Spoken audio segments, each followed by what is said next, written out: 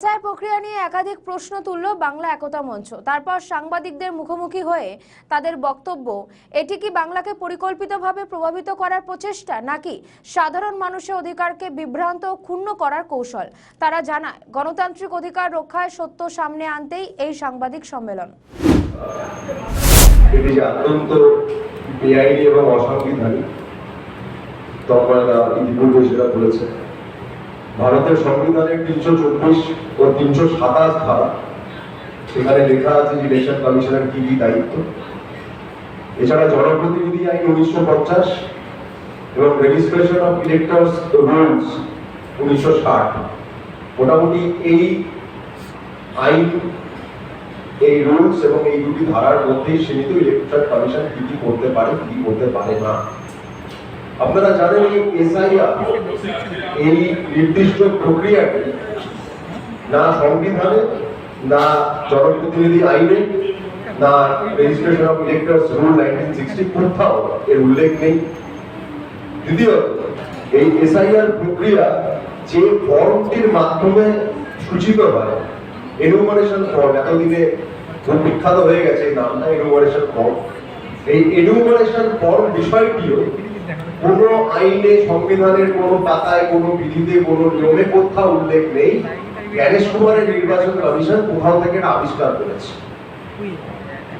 এবং একই সঙ্গে আমরা যেটা দেখলাম যে আইন মেনে যে প্রক্রিয়াটি হচ্ছে না, তার বিরুদ্ধে যতবার আদালতে যাওয়া হয়েছে, এটা ঠিক যারা আদালতের আঙিনার বাইরে থাকেন তারা চান বা না চান তাদেরকে বলতে হয় যে আমাদের আদালতের প্রতি ভরসা আছে, সুপ্রিম কোর্টের প্রতি ভরসা আছে।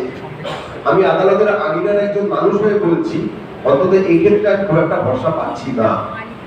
আমি আইনের প্রক্রিয়া যেটুকু সামান্য বুঝি, তাদের সুপ্রিম কোর্টের ভূমিকায় আমি কিঞ্চিত হতাশ।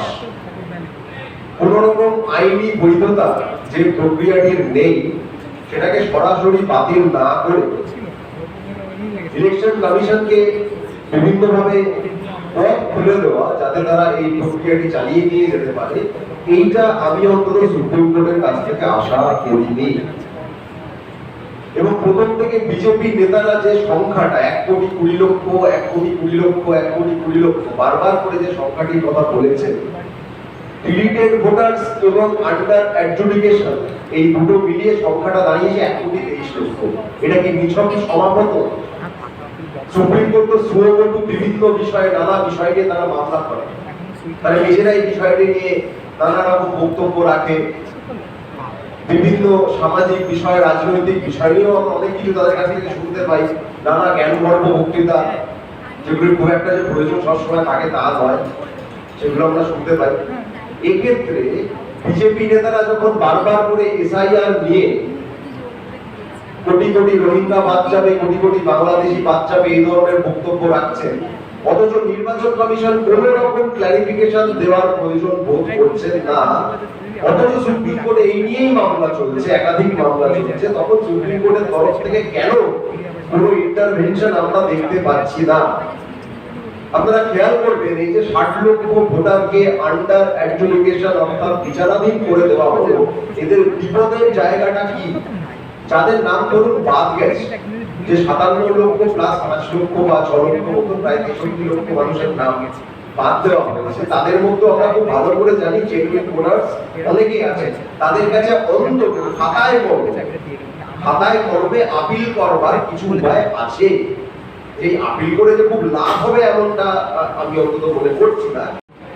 আজকের এই সাংবাদিক সম্মেলনে এছাড়াও বাংলা একতা মঞ্চের পক্ষ থেকে আরো যারা আছেন, সারাদি আছে, নিমপুর আছে, তারা উপস্থিত আছে। আমরা যাদেরকে আজকে আপনাদের সামনে উপস্থিত করেছি, তারা সরাসরি ভাবে এই প্রান্তিক সমাজগুলোকে রিপ্রেজেন্ট করছেন। আজকে তারা সরাসরি ভাবে তাদের ব্যক্তিগত জীবনে বা তাদের আত্মীয়রা হয় তাদের নাম এসআইআর থেকে বাদ গেছে বা অন অ্যাডজুডিকেশনে আটকে আছে। এখন এসআইআর আজকে যে টপিক আপনারা দেখছেন, বিষয় যে এসআইআর কি পরিকল্পিত ষড়যন্ত্র, নাকি বাঙালিদের প্রতি বিদ্বেষ থেকে বাংলা দখলের ছক। এই এসআইআরকে কেন্দ্র করে বিভিন্ন রাজনৈতিক দল রাস্তায় আছেন তাদের মতো করে।